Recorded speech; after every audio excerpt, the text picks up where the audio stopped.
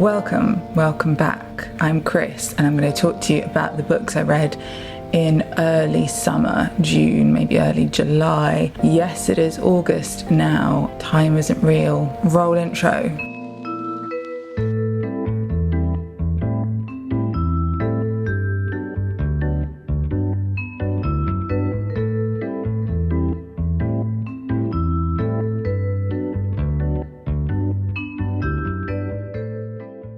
So let's start off with an absolute banger. It's Dorothy Whipple. I love her books. I have been rationing her books so as not to run out of them, because as soon as I started reading her, I knew I loved her. I was worried that I would get through them too quickly and then there won't be any left. Is that a reasonable worry? Maybe not, but that's where we are. This one is called High Wages and I loved it. So this is a 1930s novel and it's set just before World War I and kind of goes into World War I, and it's about a shop girl called Jane who gets a job in a draper's shop, which is like a fabric shop. Before we had clothes shops, it was a shop where you would go to buy fabric to make clothes, and the shop is owned by Mr. Chadwick, who is this dreadful man who thinks nothing of ripping off his employees, while Jane is kind of slowly trying to push through modernity. She eventually goes on to open her own business. I just love the way she writes. It's all about the little details, small things like the boredom of being inside on a rainy day, the tedium, even like not everything's like romantic, but the tedium of not having ever quite enough money, trying to make do and trying to improve your prospects or start a business and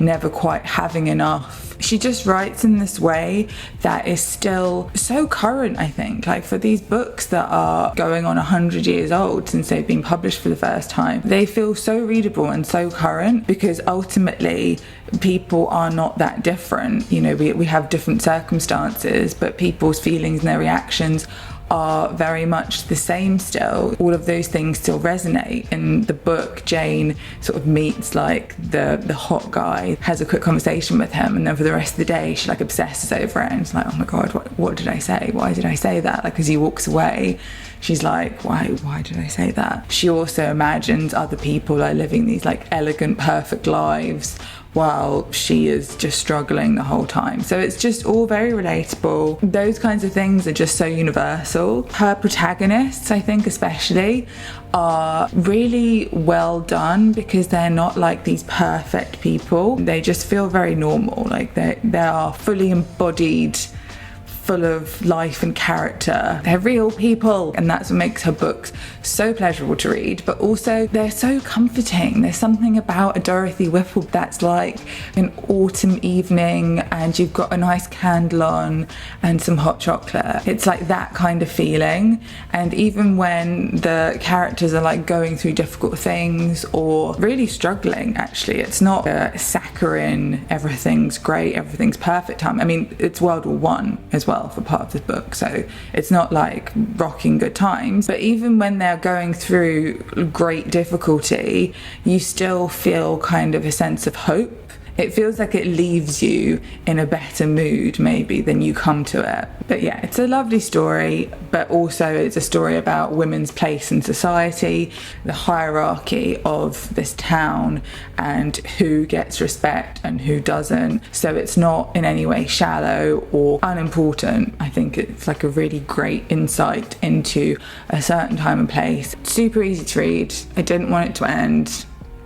Just loved it. Next up, we have Reasons to be Cheerful by Nina Stibbe. This is a novel set in the 1980s. It's about a young woman called Lizzie Vogel who is 18 and she's just moved out of home into like sort of from countryside, provincial home into a city for the first time and got a job as a dental assistant, and it's a comic novel. It was really funny, like I did genuinely laugh, and it was at times like quite quite raunchy, maybe even. I thought it would be a bit more mild than it was, but it was really funny. It's a kind of cast of quirky characters, one of them being the dentist, who is also a dreadful man. Lizzie starts working as a dental assistant, but then gets herself involved in a number of hilarious capers where dentistry features really heavily, and I've got to say, quite graphically. Not a massive fan of the dentist.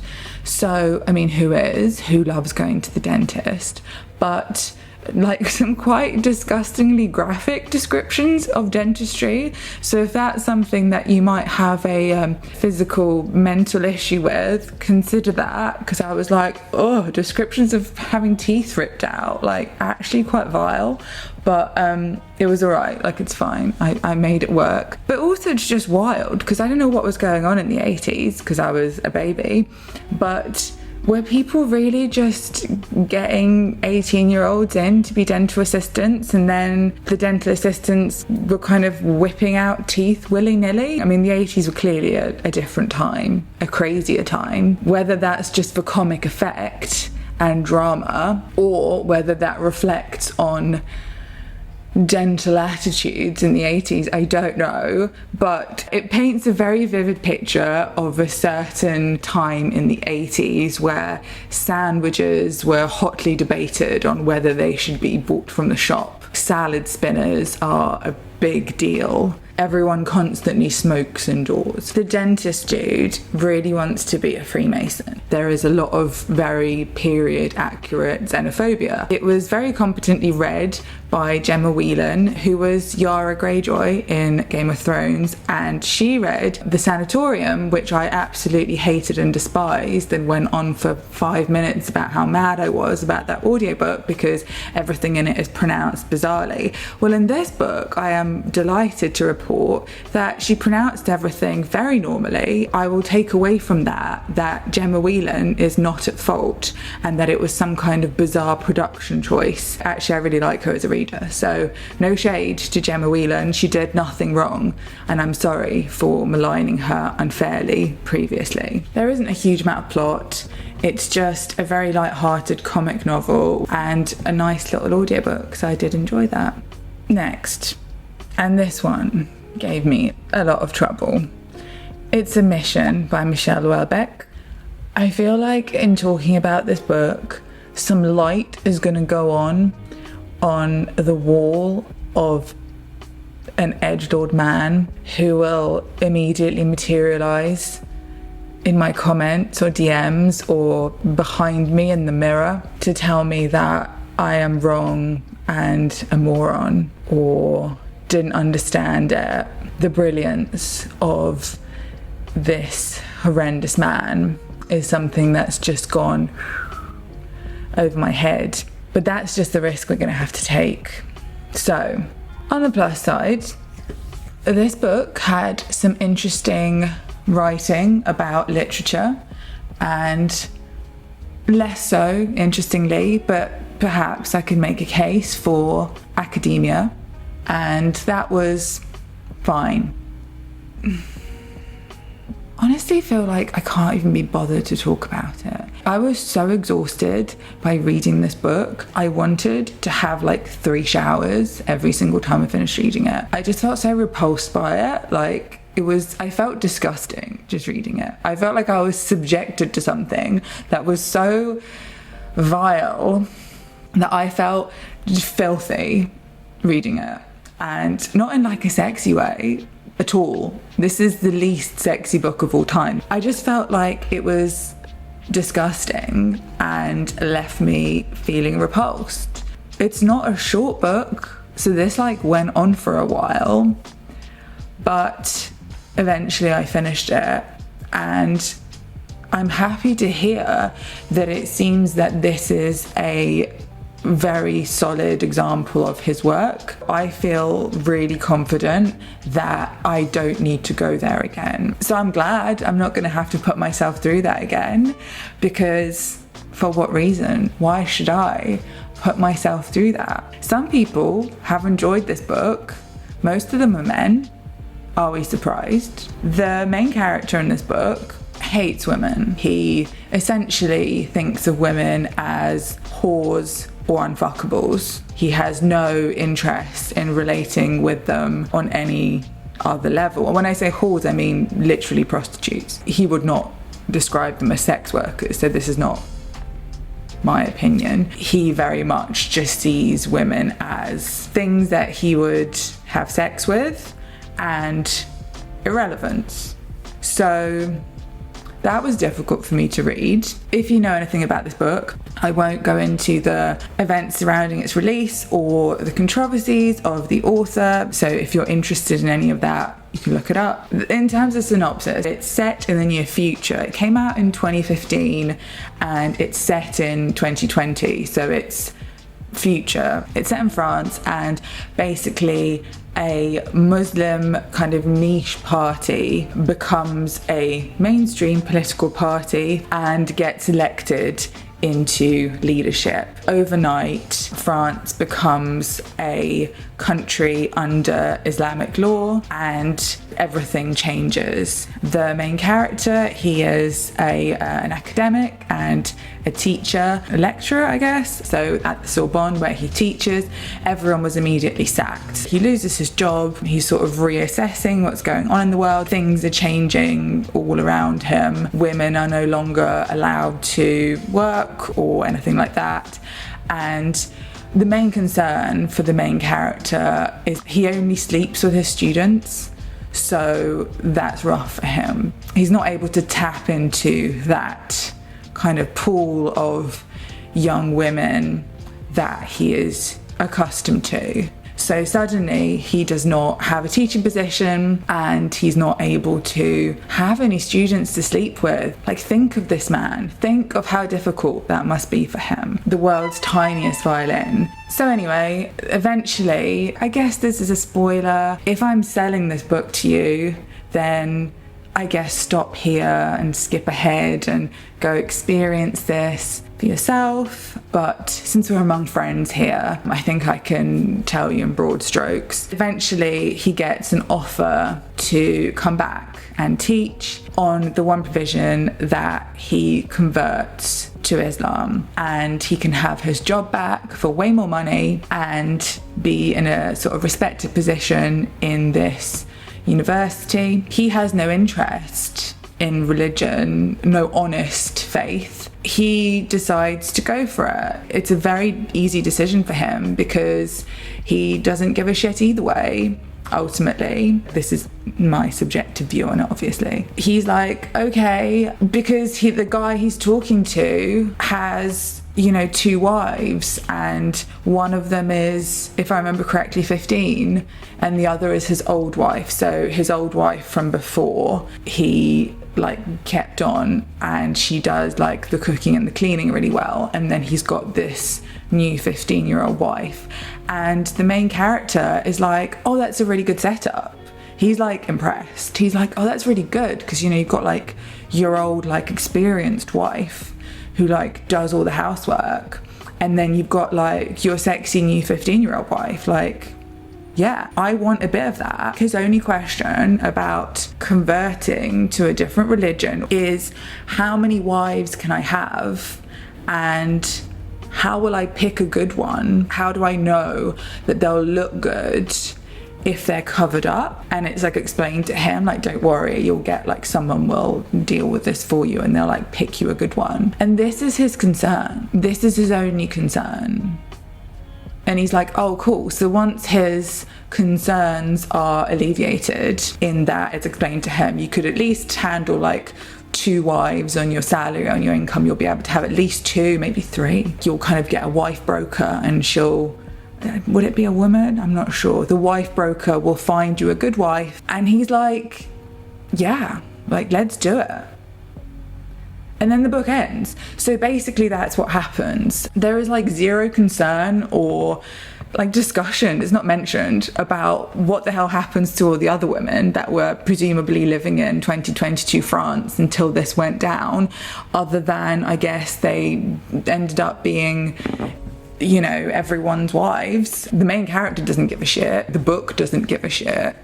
I think a lot of men find this to be a interesting and satirical literary exercise, which is like philosophical, but I don't find it an interesting way to spend my time. I don't find doing literary exercises about women being more oppressed than they are an interesting way to spend my time. And I found it insufferable. This doesn't even begin to cover like everything that I found grubby about this book. The way he talks about sex with every woman in this book is vile. The way he talks about their bodies, the way he talks about the bodies of random women he's walking by. He sees women walking by covered up, and he like laments that it's a shame he won't be able to see their legs anymore. And because he can't see their legs, he finds it difficult to fantasize about,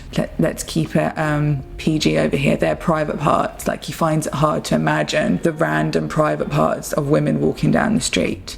And that is the issue he sees with the fact that women are having to forcibly cover up their bodies, because this isn't a choice that women were able to make in this scenario. It was a law that was passed in this country, fictional future France. It's not something that women were like choosing to do. They had to do it. His concern is like, oh, it's a shame I can't see their legs, man. Like, this is your man? I mean, it's wild. Like, it's wild that books like this exist and we're supposed to just read them and be like, yes, literature. But I won't be, because that was absolutely insufferable. I don't even think it was well written. I don't even think the writing was good. Aside from the fact that it was problematic and that I hated every single thing about it in terms of, you know, the themes, he made this absolutely abhorrent narrator who was so hateful. Isn't that good writing? No, it wasn't good writing. The entire way through this book, I was like, okay, there's going to be an interesting conclusion. Like, it will go somewhere. It went exactly where it was going the entire time, and I was like, oh, so yeah, it was exactly what I thought it was going to be. Ultimately, I think some people do think that it's kind of deeper than I thought it was, that it's got a sort of level of irony and, you know, philosophical questions and literary devices, and I just thought it was shite. So after that, I needed something fun and light to get through, and in times of doubt, in times of trouble, I turned to fun, little, quick, trashy thrillers. And I don't mean trashy as a pejorative. I read Sun Damage by Sabine Durant. I've read quite a few of her thrillers, actually, maybe all of them. They're very like the kind of thrillers that I like, which is standalone. Too many thrillers are parts of a huge giant story, especially crime thrillers. Book 18 of the whatever series, I can't really be asked to like keep up with that many things. I don't expect a huge amount from thrillers. I am ready to turn my brain off and just go along for the ride. If you saw a plot hole, no you didn't. I enjoyed it on that basis. The main character is kind of a scammer. She's part of like a scam duo with her kind of boyfriend, and they go around scamming people basically. They do little like setups and they pretend to be different people or whatever, and they scam people out of money. In the process of doing that, they meet this one woman who they try to scam, and it kind of goes wrong. Eventually she ends up taking on that woman's job. She was supposed to be like a private chef for a family for the summer. It's really pacey at the start, and the middle was, I would say, fairly slow paced, but then the end spiced up quite a lot. As a summer thriller, it did the job perfectly, and I quite enjoyed the main character's kind of good girl gone bad character development. I thought that was quite fun. Did it have to be good for me to enjoy it? No, it didn't. I enjoyed it regardless. After that, I read Odd Girl Out by Elizabeth Jane Howard. You can see behind me, I've got the 5 Caslett books in order that I got secondhand from charity shops. But I thought I'd start with like a standalone novel of hers, and I found an audiobook of Odd Girl Out, and this was a real surprise hit. I mean, it's a surprise because I didn't know anything about it, so it was a surprise hit to me. I was gripped I was like, what's happening? What's going on? It was quite cinematic at times. Like, I could imagine this being like a BBC adaptation, like a mini series, you know? It's set in the 1970s, and it could not be a more different vibe to the Nina Sibby kind of book. So even though they're like 10 years, less than 10 years apart probably in setting, it's such a different kind of time because of the location and the characters and like the class of the characters. So this is set in the 1970s in the countryside, very rural, and pretty much everyone is like a rich person just floating about being rich and having a lot of cocktails. They're rich at different levels, so they're like comfortably middle class, well off, through to super rich, but at every level they do just mostly float around having cocktails. I really like this kind of 70s atmosphere of it. If you get caught in the rain and get wet, you have like a brandy to warm up so that you don't get cold. Like, people just don't do that these days. If you get caught out in the rain, you don't come home and have a brandy. I mean, maybe you do you? I don't have brandy at home. Like, I don't have like a cabinet of appropriate drinks for if you have a shock to have a little tipple. Maybe I should. I think that would be quite chic to do. The main story is basically a couple who are probably in their late 30s, early 40s, but because it's the 70s, it kind of talks about them as being like a bit old. They're really happy together. They have a happy marriage. They're very settled together and within their routines, and they're not looking for change. They seem to love each other. And this young woman called Arabella comes to stay with them and essentially just turns their whole lives upside down. The couple are called Anna and Edmund, and they both start having this kind of, let's explore their relationship with Arabella. Edmund is awful. He is just a dreadful man, willing to throw his marriage away, risk it all for this young woman. And then the contrast between that relationship and the relationship that Arabella has with Anne, I thought was really interesting and like really well developed. Ultimately, Arabella just wanted to be loved, and in the process of just wanting to be loved by someone, she kind of gets involved in this relationship with this couple, and it all just goes spectacularly tits up. I really enjoyed the atmosphere, like the way that they talked. Everything's like marvelous, or they loathe something, and there's a lot of concern about like making a salad with a good chicken and making martinis before dinner. Part of the plot is a white pantsuit from M&S. Excellent posh reading of it from Eleanor Bron. I really enjoyed the audiobook, thought it was really good. Slow paced, but in a kind of languid summer atmosphere. Yes, I also want to make and arrange large bowls of flowers that I have foraged from the garden and call my cat Ariadne. She has this really great way with words. Words just feel delicious, you know what I mean? They feel like almost tangibly good. The atmosphere that she portrays is pleasant to be in, but also it was like quite a surprisingly interesting plot line. I was really hanging on in to see like, how is this going to work out? What's going to happen here? What's going to happen with this marriage? What's going to happen with Arabella? Is she going to get her life together? It was very well done, and I really enjoyed this book as a standalone, but now I'm even more excited to read the Caslets, all 5 of them. You know, when you start something, you're like, oh, I know I'm going to enjoy this. It was like that feeling.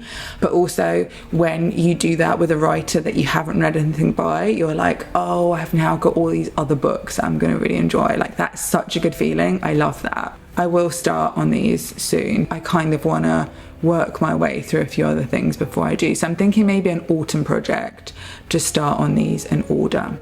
But I will keep you updated. Then I read The Plague by Albert Camus. The Plague was the second of his novels that I read, and I found it to be incredible, but not necessarily enjoyable, if you know what I mean. It's very, very good, very worth reading, but at times it was like, oh God, pandemic. And I know I did this to myself because I purposely read multiple books about pandemics and then complained about it. This is no one's fault but my own. I know that this became, in a lot of countries, a bestseller again during lockdown. I mean, I would be fascinated to read a intro to this book that kind of is published post-pandemic, because I feel like the post this pandemic reader is maybe coming to this book with a completely different,